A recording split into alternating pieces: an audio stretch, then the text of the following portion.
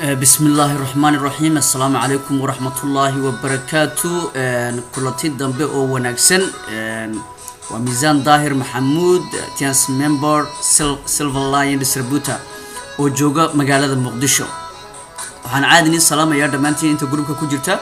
وانا سو دوينيا ملك سو جوجتان qof walbana insha Allah waxaan rajeynayaa inuu caafimaadkiisu ilaahay caafimaad siiyo muraadkiisana qof walba uu leeyahay Allah siiyo sidii caadiga noo hayd caawana waxaan sii wadan doonaa maxaan ku raday hawlaheeni baan sii wadaynaa oo caawa waxaan sii wadaynaa qayb kamid ah wax soo saarka shirkadda hadda ka hor qayb kamid ah shirkadda ayaan soo qaadanay macluumaadkooda waxaan soo sheegnay shirkaddan inay alaabta ay soo saarto loo isticmaali karo maxaan ku raday 4 dariiq ama 3 dariiq loo isticmaali karo ama 4 wado loo qaadan karo loo isticmaali karo alaabta wax soo saarka كو waxa loo isticmaali karaa wax soo saarka shirkadu ay leedahay wax la yaqaano toxin ama cleansing qofka bini'aadanka dadku san ogsoonay saddex buu qaybsamaan qayb waa qayb caafimaad qabta dadna waa dad xanuunsan qaybna waxa weey qayb bukaan socod loo yaqaano hadaba shirkadda wax soo saarkeega waxa loo isticmaali karaa saddex qaybood oo ku aadan dadka saddexdan oo u qaadan karaan wadada koobaad ee alaabta loo isticmaali karo waxa weey wax loo yaqaano toxin cleansing inay shirkaddu inay alaabtan maydho maxaan ku raday qashinka jirkeena ku jira inay maydho dhaqdo ayaa lagu talagalay because jirkeena qashinku wuxuu ku galaa siyaabo kala duwan wuxuu ku gali karaa air pollution ka wada xumaatay smoking qiiqa biyaha contaminated water ka noqday cuntadana lagu soo bacraamiyay fertilization wax la dhaho all this kind is waxay sameeyaan jirkeena inay qashin ku abuuraan bay sameeyaan therefore shirkadani alaabta ay soo saarto waxay ku habboon tahay qashin soo saarka jirka inay ka nadiifiso dhamaan qashinka jirkeena gala oo ay yaraateen dust particles ama amuda ama ciida waxa loo yaqaan bataha amuda dariiqa soconaysa jirkeena san ogsoonay wuxuu leeyahay daldaloolo ayuu leeyahay dhamaan waxaas jirkeena galaan qiiqan baxay jirkeenu gala therefore waxaas systemkiina ay xumeeyaan marka hadaba shirkaddan wax soo saarkeegu waxa qodobka koobaad ee isticmaalka alaabta wuxuu ka bilaabmaa inuu qofku jirkiisa dhaqo oo ka dhaqo dhamaan wixii gale toxinki ahaadan hawo ama qiiq ahaadan ama noqotaba dawooyin aan soo isticmaalnay dhamaan waxa la rabaa inuu jirkiisa ka dhaqo therefore shirkaddu waxay haysaa qalab ama product ku habboon ama dawooyin ku habboon inuu qofka jirkiisa nadiifiyo taasna waxa loo yaqaanaa Jitosan baladaha marka caawa insha Allah waxaan qaadan doonaa training loo yaqaano Jitosan ama product loo yaqaano Jitosan ayaan qaadan doonaa hadda waxaan eegi doonaa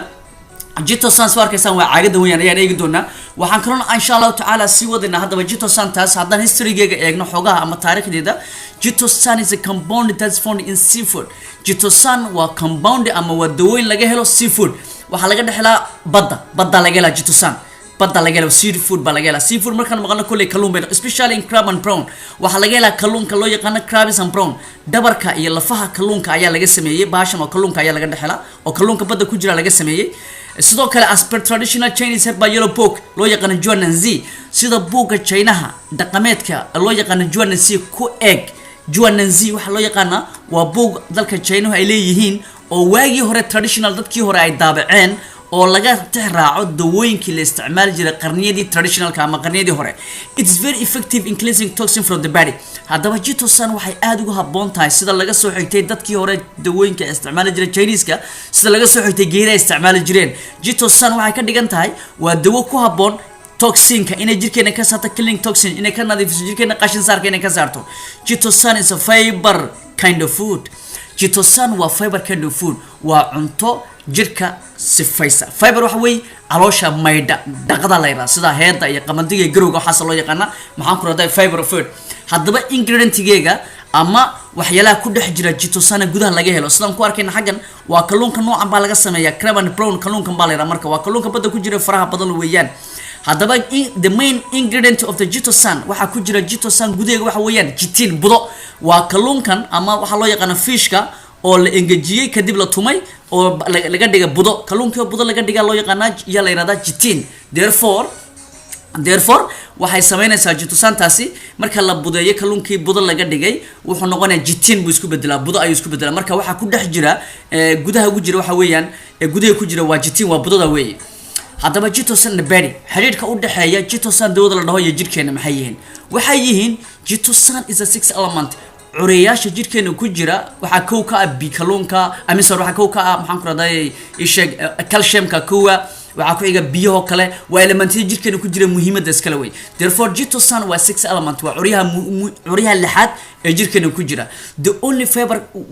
fiber with the positive charge in the wall one positive charge baashan waxa weyn animal fiber waa animal ba laga sameeyay jitosan tan soo sheegnay kalluun ba laga sameeyay ama malay waxa uu taqaanaan a positive charge one positive that means waa kalluun bada ku jira oo laga sameeyay one positive therefore wax kasto negative ku jira jirkeena waa soo saaray ka dhigan tahay awood bari jirkeenuna can eliminate wuxuu saara toxin element from the body jirkeena uu iska saara qashinkood the lengiskeena nadiifiya ama waxa loo yaqaan lengiska beerka mayna hurado sambabada ayaa qashinka saaro jirkeena ka saara but laakiin it will take time years waxay qaataa waqtiyo badan bay ka qaataa jirkeenu qashinka uu iska saara actually waa muhiim u saara jirkeenuba laakiin waqti bay ka qaadataa jitosan is a natural detoxifier waa qashin saare dabiici jitosan waa qashin saare dabiici weeyaan oo jirkeena waxay ka saaraysaa dhamaan waxyaalo artificialki oo dhan ee jirkeena galay ayay awood u leedahay inay ka nadiifiso maadaama ay tahay positive charge maadaama ay tahay baashas maadaama ay positive tahay wax kasto negative oo jirkeena ku jira way saaraysaa